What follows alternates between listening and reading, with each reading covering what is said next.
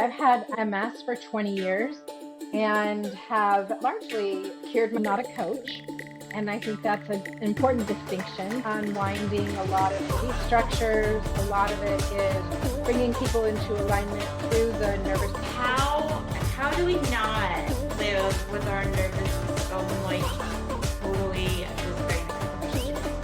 dysregulated? Childhood trauma that's not seen, not processed, and hasn't moved through the body. Welcome to Wheel With It. I am your host, Devin. Let's get into the episode. Hello, welcome to another episode of Wheel With It. And today we have Christine Ruch on the podcast today. I hope I pronounced your name correctly. You did great. How are you today, Christina? I'm really good. How are you? So tell us about yourself and then we'll go from there. My name is Christine, and I am a holistic transformation guide.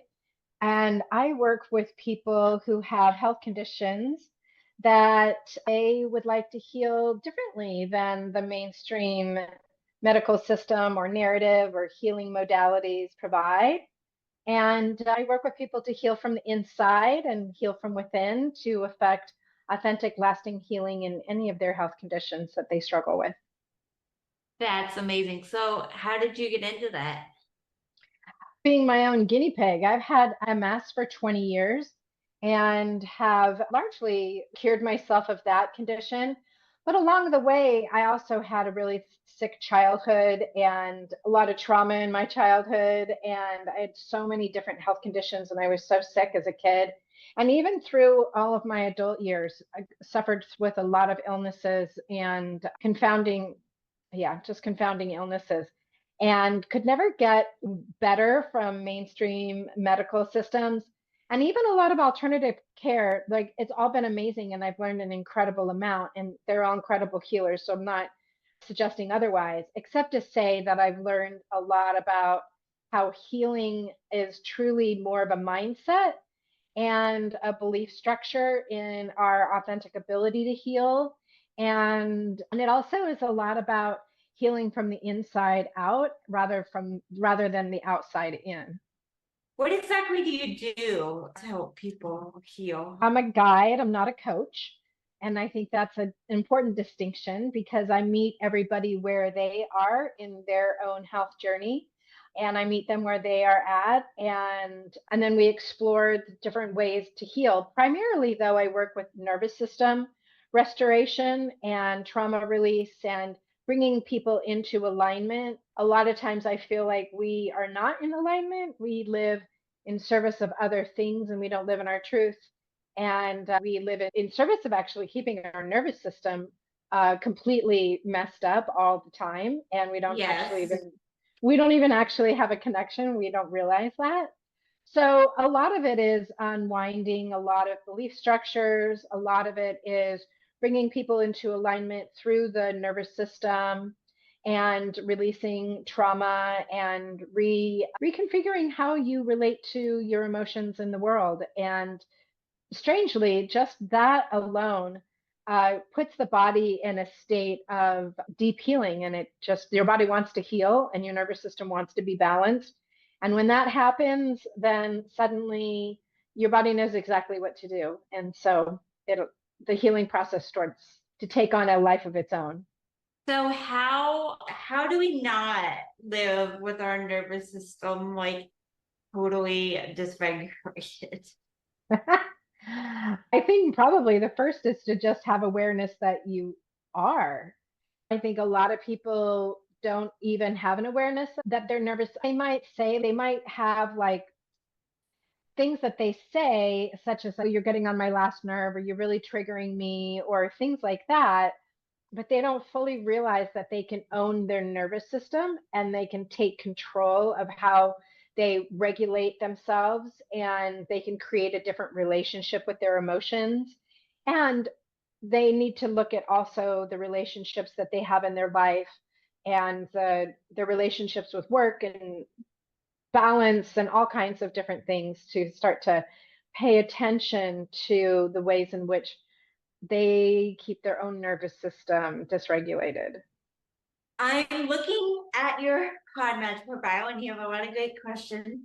One of them is, what role does trauma or stress play in the worsening of immune conditions like MS? And I think I know what this is because I have my own personal story, but I think it was caused by that. But I have my own personal story behind it. Not as severe as yours, but yeah. Yeah, I think a lot of people don't fully appreciate how our nervous system keeps us safe.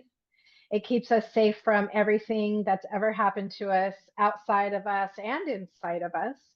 And also that our body holds everything that's ever happened to us in our entire life, it's held within our body and is also regulated by our nervous system. So a lot of times we create a relationship with based upon old stories of trauma from our childhood, and then those stories create a belief structure, and then those belief structures create emotional, it's a whole thing that's all tied up together. And so I think that people don't fully recognize how childhood trauma that's not seen, not processed, and hasn't moved through the body actually holds your nervous system in imbalance and leads to restrictions, and it leads to illness.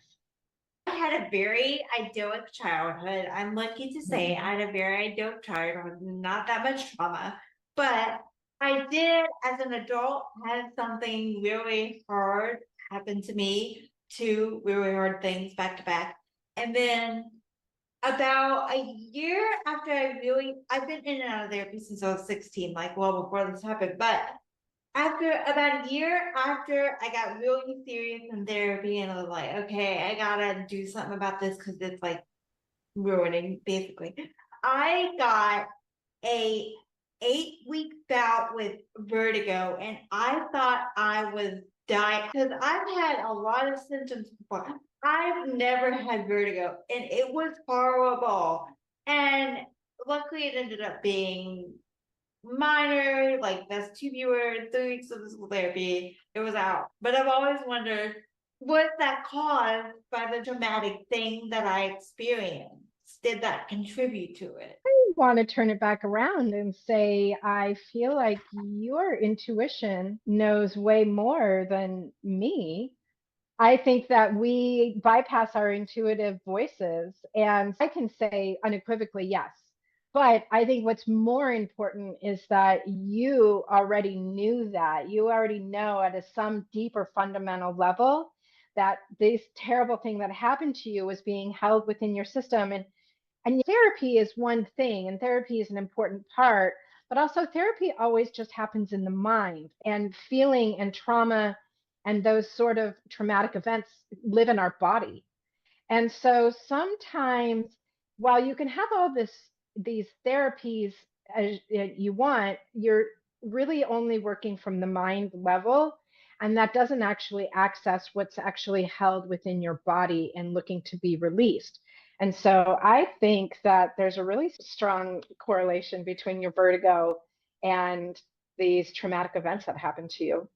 And they weren't super traumatic. They were a lot less traumatic than they could have been because I was like, living with my parents all the time. And honestly, I didn't even think about that till like last week. I was sitting there thinking, I wonder if there's a correlation about it. But what I also would like to bring up too is this idea that there has to be some sort of gradation of severity of this experience in order for it to qualify. Because what is traumatic to one person is not traumatic to another, and your body doesn't know the difference. So you don't necessarily have to be like, I didn't see somebody get murdered, and so I guess it's not that traumatic. It's all the same. If it's still held in your body and it wasn't fully processed emotionally, it's held in your body, and there's no sense of like gradations of that wasn't severe enough to count. It doesn't work like that when it comes to the nervous system and the things that we hold. Your nervous system doesn't work like that. So that's a mental thing, like that we assign this idea of wasn't severe enough, or I know somebody who had way worse than I did. And so then you discount it and you're like, oh, I wasn't that bad. But clearly maybe your body or your nervous system feels differently. yeah, maybe. And I'm not saying that's what it was, but I didn't do anything out of the ordinary. I just woke up one day and had vertigo for the next 8 weeks, thought I was dying. What's the difference between a practitioner and a coach? Yeah, so a coach generally is looking for, they normally have a linear path towards improvement of whatever it is that they're coaching you through. And it is a finite period of time, and it's a linear process. And there is an outcome, an expected outcome. So you are going to sign up with this coach for their 30-day program, and then they're going to give you this structure, and everybody is also going to go through the exact same structure. You and I both would join a program for, let's say, this theoretical coach. And you and I could be different places in our life, different ages, a whole bunch of aspects of ourselves are completely different. But we're both going to do this program for 30 days and have the same outcome. And I would like to say that's not really how we change. And that somebody who's invested in transformation recognizes that we all start from a different place and we all have our own unique path, and that it's not something that is linear. It's more of something that's a spiral. And it's also not anything that I can't force upon you my outcome. It's got to be driven by your desire for change, and it's your outcome, and it's whatever that looks like to you. And so that could look different for each of us. But it doesn't mean that we both don't come out like winning or having made improvements or whatever dialogue you want to put around that. But it's a little bit different because there's no expectations. It's just a matter of me holding space for your process to unfold at its own natural, at your pace. And so it's a little bit different. Hi, I'm Doug Katz, inventor of the Nulu kitchen knife. The Nulu is uniquely shaped to work in harmony with the human body, greatly reducing the strain on muscles and joints common with traditional knives. Not only is the Nulu ergonomic, it's incredibly versatile. This knife is the kitchen MVP. Visit us at nuluknives.com. That's N-U-L-U knives.com to see this extraordinary knife in action and understand why we say Nulu is the knife that adapts to you. Visit nuluknives.com and enter code WheelWithIt-Nulu at checkout. Before we get back to the conversation, make sure you're subscribed so you never miss an episode. On whatever podcast app you're listening on right now, just hit the subscribe or follow button, and if there's a bell icon, tap that too so you get notified when new episodes drop. You can also subscribe to my Substack newsletter for updates about important disability policy at both the state and federal levels, and deeper dives into the topics we talk about on the show at wheelwithit.com/Substack. And if you want to follow both me and the podcast on social media, you can find all the links in one place at wheelwithit.com/followers. Now, let's get back to the conversation. We were talking before, and you said you wanted to touch on how the healthcare system basically is not very human friendly. What do you want to say about that? I just think we're in a time of big change in the world, obviously. And I think that we're seeing a number of systems. I like to look at things from a system-wide level, at the highest level. And I think that we are starting to see how a number of different systems are not really working. And I think our healthcare system is one of them. People are increasingly sicker and sicker, and there's not really any emphasis on curing things. There's not really an emphasis on figuring out what the imbalance is that made you sick to begin with. It's really all about a pharmaceutical intervention to place a Band-Aid on your symptoms. And then you're expected to be in this treatment for forever. And so they want to keep you on this pharmaceutical track for the rest of your life and make you believe that's the only way that you can manage your symptoms. And that there is no. Some people do need medication, but people are way over medicated. Oh, yeah. And I'm not saying that this is across the board, that there's no room for medications. But what I am saying that is across the board, that there's not an environment of cultivating one's own sense of self-empowerment. Usually we don't do politics on here, but I have to ask, what do you think of MAHA?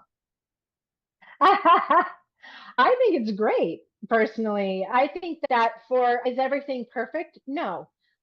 But I think that he has a very difficult job? Yeah. Because do I believe that The most difficult job. The most difficult job. And do I think that part of the thing that makes it so difficult is that our leaders of those organizations and those institutions never really put the health of the human person at the forefront. They put special interests and other things ahead of the health of people. Yeah. And so that now we have to dig out from underneath a lot of these other things that are really bad for us. And so I think that he's like climbing a huge hill, like it's crazy. Yeah. So I'm hugely in favor of the man and the movement. We'll see. Yeah. Now, is it hard and will he achieve everything? And does he up against a lot of difficulties? No question. But I think, yeah, I'm a super fan. So that's a good way to describe it. I've never heard a super fan of RFK before. Yeah. Like, what do you think about the SNAP waivers that he's pushing? I love the movement too. Like, I'm gonna give away a little bit of my politics. I love the MAHA movement too, but I feel, and this is a whole nother thing, to see exactly what I'm talking about, you can go to realwithit.com/reform. We're not gonna get it. There are so many federal rules about what you can and can't do on these benefits. The state of Virginia is great at a state level, but the federal rules suck so bad. So there's already enough federal rules that we have to deal with. I don't appreciate people being situated on what they can and can't buy with their SNAP, but I understand why they're doing it. Yeah, I'm afraid I don't know the details of that specific program. I know that's program, but I don't know what rules you're speaking of. So but I do basically he's trying to do, like, you can't buy soda or sweets with your I think that's pretty much across the board, though. I know that in Colorado, even before he was in charge, that was always the case for SNAP benefits in the state of Colorado. Virginia, you still can, and a lot of states you still can, but basically the asset limits are so low that if you get a full-time, you will come off of it, but still not have enough to like pay for what you need. Yeah, so I think though, in that respect, I think that you bring up a really important concern, is that the price of healthy food far outweighs the price of soda and junk food. And so if you're living on a limited budget and it's difficult for you to come by healthy food, which is a tragedy, even like one apple could be so expensive, it's so ridiculous. So for sure. And now I think that this is where sometimes the state comes in. So like in the state of Colorado, for example, yeah, you can't get sodas or you can't use junk food, but also you get you get 2-for-1 benefits for fruits and vegetables. So for every $1 in SNAP benefits, you get $2 in actual. So it's almost like it's doubled then the state takes on that extra dollar amount. Does that make sense? So you get twice as much for buying fruits and vegetables, especially at the farmer's market. So if you go to this farmer's market and you buy your stuff with your SNAP benefits at the farmer's market, then you get double what you're allowed, what your allotted amount is. Does that make sense? So what do? They look at your transactions and then give you money back?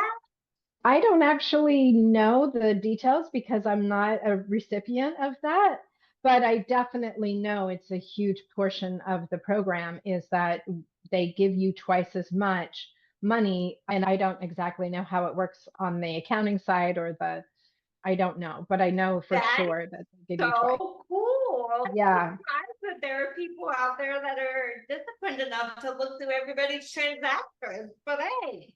Yeah, I don't know how it works. Yeah, I don't know how it works on the back end of things, but I know with complete confidence that you do get extra for fruits and vegetables in the state of Colorado. That is amazing. I'm gonna have to have a Colorado SNAP expert and ask them. Yes, do it.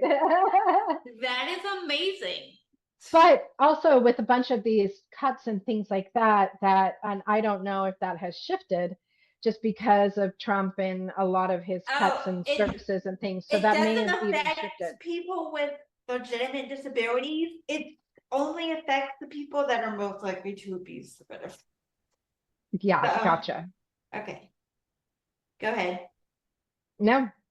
Yeah, I don't know enough. I don't know enough about it otherwise, except to say that I know for sure in the state of Colorado currently, they're facing a lot of shortages for because of the funding cuts and things like that. So I don't know if the benefits have changed in the last year or so, insofar as the specifics of the getting twice as much, like I just said, that may have shifted, but I don't know. I'm not really in that world like I used to be. You honestly, I wonder if he's regardless of what you think of the man's politics, he's pretty on top of everything. So it surprises me that he doesn't because of that program fund that maybe he's got other maybe they got other issues I don't know about. But I would at least, if I was president, I would at least fund that program. That's pretty cool. Yeah, and I don't know if that's just how, like I said, I wonder if that's the difference between the federal arm of it, and then that money goes to the states, and then states get to administer that. And then I wonder if it's in the budget, then they double that for fruits and vegetables for recipients. I don't know how that comes into once it gets funneled to the state level, how that translates into benefit for the individual. So basically, what happens is I don't know exactly how Colorado works, obviously, but these programs are run on a mix of state and federal dollars. So the federal government will subsidize the state budget for these programs. And it's a whole thing because states will rely too much on the federal dollar and don't put what they need to do with the state dollar because they know the federal government will bail them out. It's crazy. Yeah. Yeah, it's the whole thing is a bureaucratic mess. And please tell us about your program, your mentoring program, and what that's all about. Yeah, so I have a mentorship program, and it's a number of months. You can choose which I have 3 different offerings. And so, yeah, we just spend 3 months, 6 months, or 9 months together, and we do a deep dive into all the things that are causing you to be misaligned.